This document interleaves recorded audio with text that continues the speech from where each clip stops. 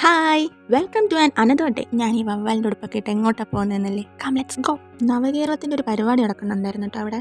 And reach നമ്മൾ പുത്തമ്പള്ളിയിലോട്ടാണ് വന്നത്. This is the largest church in Kerala and biggest church in India with a tower. And പള്ളിയുടെ outer portions ആണ് നല്ല ഭംഗിയാണ്. എവിടെ ക്യാമറ വെച്ചാലും ഭയങ്കര ബ്യൂട്ടിഫുൾ ആയിട്ടുള്ള പിക്ചേഴ്സ് കിട്ടും. പള്ളിക്കകത്തോട്ട് ക്യാമറ അലൗഡ് അല്ല.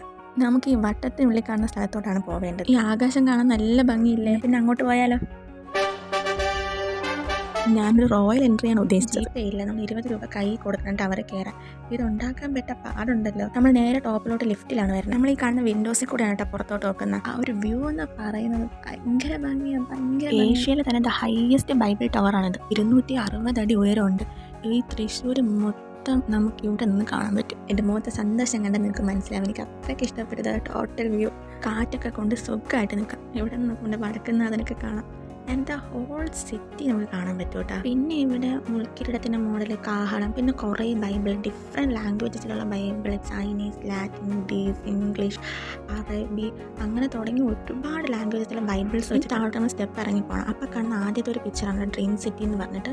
പിന്നെ അങ്ങോട്ട് കുറേ art works, different types of art. ഈ പെയിൻറ്റിങ്സിൻ്റെ തന്നെ ഡിഫറെൻറ്റ് ഫോംസ് ഓഫ് പെയിൻറ്റിങ്സ് ആയിരുന്നു. നമ്മൾ താഴെ അങ്ങ് ഇറങ്ങുന്നവരെ കുറച്ച് സമയം എടുക്കും ഈ സ്റ്റെപ്പ് എല്ലാം കൂടെ നടന്ന് പിന്നെ താഴെ എത്താൻ. തൃശ്ശൂർ പൂരത്തിൻ്റെ ഒരു പെയിൻറ്റിങ്സ് ഒക്കെ വെച്ചിട്ടുണ്ട്. സോ അങ്ങനെ ഒരു ദിവസം കഴിഞ്ഞു. ബൈ.